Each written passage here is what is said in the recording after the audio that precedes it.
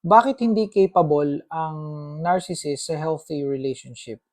Ito ay dahil sa dalawang words na ito. Una, overvalue. Pangalawa, devalue. Una, overvalue. Ang mga narcissist ay may nature na i-overvalue ang kanilang sarili. So, ine-estimate nila o tinatansya nila ang sarili nila ng may kalabisan. Pinakamagaling, pinakaimportante, pinakamatindi, pinakamalupit, pinakagwapo, pinakapogi. So, meaning merong grandiosity dito. Iniisip nila na sila ay special.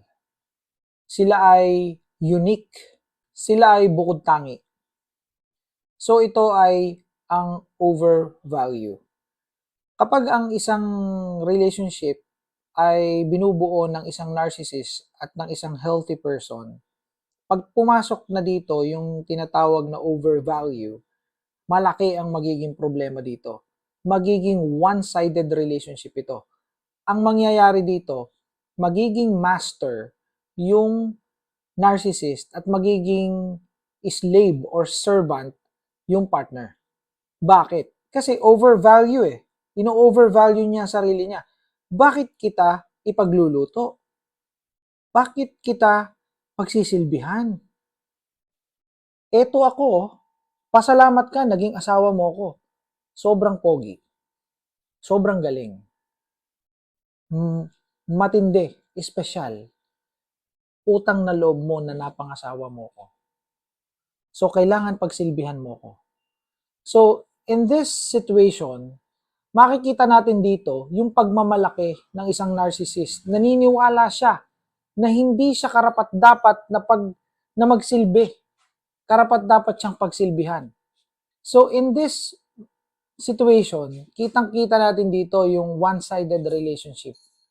So, tell me, healthy ba ito o hindi? 'Di ba? When it comes to love, hindi niya magagawa 'yon sa partner niya ang magmahal. Bakit? Kasi nakasentro ang kanyang pagmamahal sa kanyang sarili. So in this case, wala ritong tunay na pagmamahal. Ang pagmamahal dito ay conditional or transactional. So kapag ka ganito na nag-overvalue, may overvalue na nangyayari, talagang ito ay hadlang sa healthy relationship. Just imagine, puro transactional na lang ang mangyayari dito. When we say transactional or conditional love is, kailangan ay merong makukuha ang sarili niya o merong pakapakinabangan ang sarili niya sa lahat ng mangyayari sa relationship. Kung ako mabibigyan mo ng ganito, mahal kita. Kung ako ay magkakameron ng ganito, bigay mo, o dahil sa'yo, mahal kita. Kung ako, puprovidean mo ng ganito, mahal kita. Kapag ka hindi mo nagawa to, para sa akin, hindi kita mahal. So, you see, ganun katindi yun. So, tell me if this is healthy relationship. 'Di ba? Simpleng i-analyze. Doon naman tayo sa the value. So, in this situation, kapag ka may narcissist at healthy person sa isang relationship, ang mangyayari niyan is, laging i-devalue ng isang narcissist yung partner niya. When we say devalue, no, mamaliitin, no, ituturing na walang kwenta, ituturing na servant, tuturing na mababa kaysa kanya, no, hindi niya equal. So, just imagine if ang misis ay isang narcissist. So, what will happen?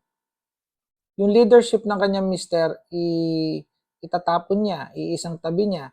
Gusto niya siya lagi ang masusunod, siya lagi ang tama. No, wala ritong boses ang kanyang mister. And vice versa, ganun din ang mangyayari sa misis. Kapag ka ang mister ay narcissist, ang mangyayari dito is walang boses yung misis niya. Sunod lang ng sunod. No, walang suggestion ang misis na gagawin ang mister o tutuparin ng mister o kaya ay susundin ng mister. So just imagine what will happen, 'di ba? And syempre mambababae yung mister kasi feeling niya entitled siya sa mga kababaihan. Kasi iniisip niya na superior siya. So ang misis niya, tinitingnan niya as servant, tinitingnan niya na alipin ang datingan. Kaya kung mapapansin ninyo, yung mga misis ng mga narcissist, no, iba yung itsura, iba yung kanilang pagkatao. Hindi kung sila ay nakilala ninyo before, kapag ka binisita nyo siya sa bahay o nagkita kayo, hindi mo na siya makilala. Iba na ang pagkatao niya. Nagkameron ng reprogramming, na-reprogram na ang pagkatao niya. Kasi na-hijack na ang kanyang pag-iisip, na-hijack na ang kanyang pagkatao. No, binago na ito ng narcissist, no? May nangyari dito na abuse na nagdulot ng pagbabago sa kanyang pagkatao. Naging submissive na ang isang tao. Naging submissive na yung biktima ng narcissist. At itong devalue na to ay may purpose. Ang purpose nito ay para makontrol at mamanipulate ang partner. So, this is all about manipulation and control. And itong pagde-devalue na to basically ay makikita sa pamamagitan ng gaslighting. So, ginagaslight yung misis or mister, pinagmumukhang sila lagi yung mali, sila lagi yung may kasalanan.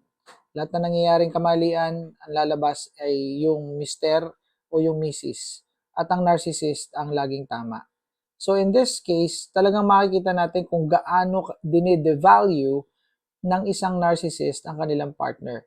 So in this case, makikita natin na talagang hindi capable ang narcissist para sa healthy relationship. And if you would like to learn more about narcissism, eto, Surrounded by Narcissists by Thomas Erickson. Maglalagay ako ng yellow basket dyan or link para ma-check out nito at ma-start nyo nang mabasa.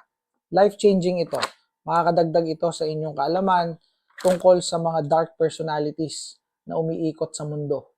So ito ay magbibigay sa inyo ng enlightenment na ay tayo pala ay napapaligiran ng mga narcissist. So this is designed to protect your mental health.